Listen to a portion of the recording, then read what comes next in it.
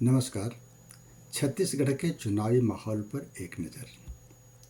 छत्तीसगढ़ की कुल 90 विधानसभा सीटों के लिए नवंबर 2023 में होने वाले आम चुनाव की सरगर्मियां धीरे धीरे तेज होने लगी हैं।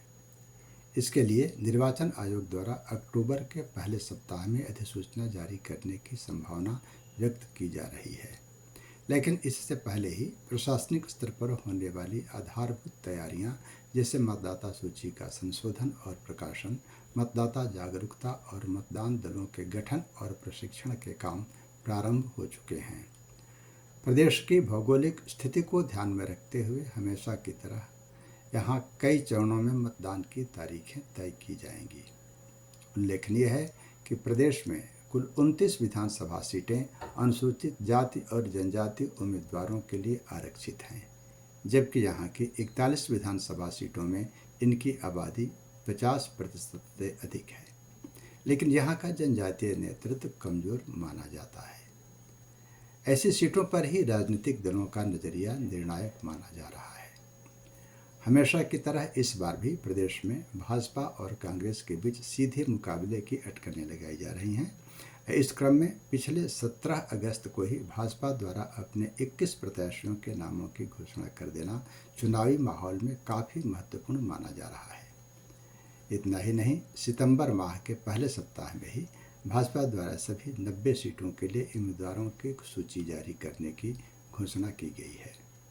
गौरतलब है कि जहां न तो चुनाव आयोग द्वारा इस चुनाव की अधिसूचना जारी की गई है और न ही मतदान की तारीखें ज्ञात हैं, ऐसे में यह राजनीतिक दल इतनी जल्दबाजी क्यों कर रहा है?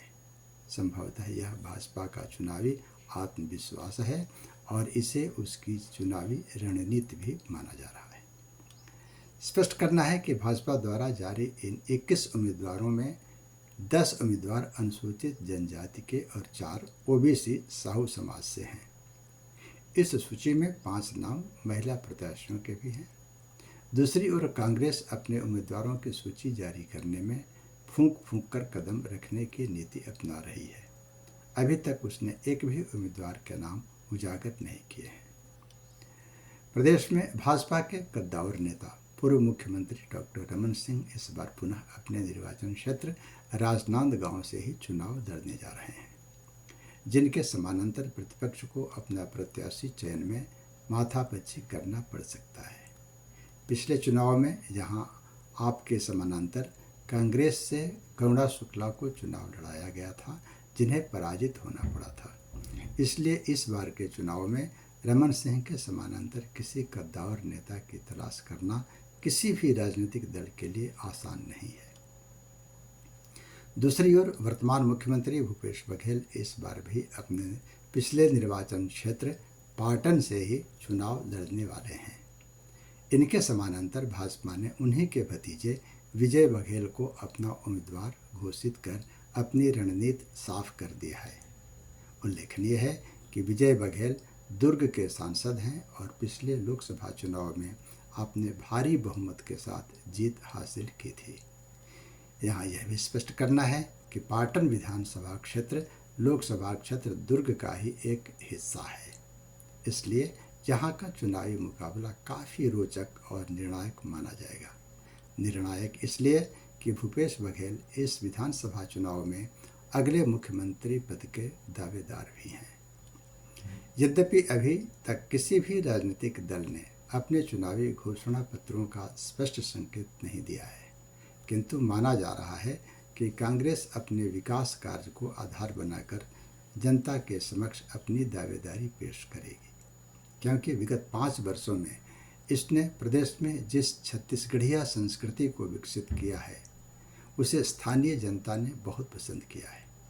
इस अर्थ में भूपेश बघेल यहाँ छत्तीसगढ़ की मिट्टी के जनसेवक माने जा रहे हैं। उनकी यह लोकप्रियता सिर्फ उनके ही नहीं बल्कि छत्तीसगढ़ में कांग्रेस की भी ताकत मानी जा रही है। दूसरी ओर भाजपा अपने पिछले 15 वर्षों के कार्यकाल की उपलब्धियों की चर्चा किए बगैर इस चुनाव में भ्रष्टाचार को मुद्दा बनाने का संकेत दे रही है। इस चुनाव से पहले छत्तीसगढ़ में अधिकारियों, कर्मचारियों और राजनेताओं के घर पड़ने वाले प्रवर्तन निदेशालय के छापे को भी चुनावी रणनीति से जुड़कर देखा जा रहा है। ऐसे परिवेश में मतदाताओं के रुझान की बात की जाए तो अब तक के चुनाव परिणाम यही साबित करते आ रहे हैं कि मतदान या तो उम्मीदवारों के व्यक्तिगत प्रभाव पर आधारित होते हैं अथवा उनके जातीय समीकरण पर। अफसोस यही है कि सामाजिक अथवा आर्थिक विकास जैसे मुद्दे हर बार हाशिए पर आ जाते हैं। इसलिए इस चुनाव की संभावनाओं पर अभी कुछ भी स्पष्ट रूप से कहना जल्दबाजी माना जाएगा। धन्यवाद।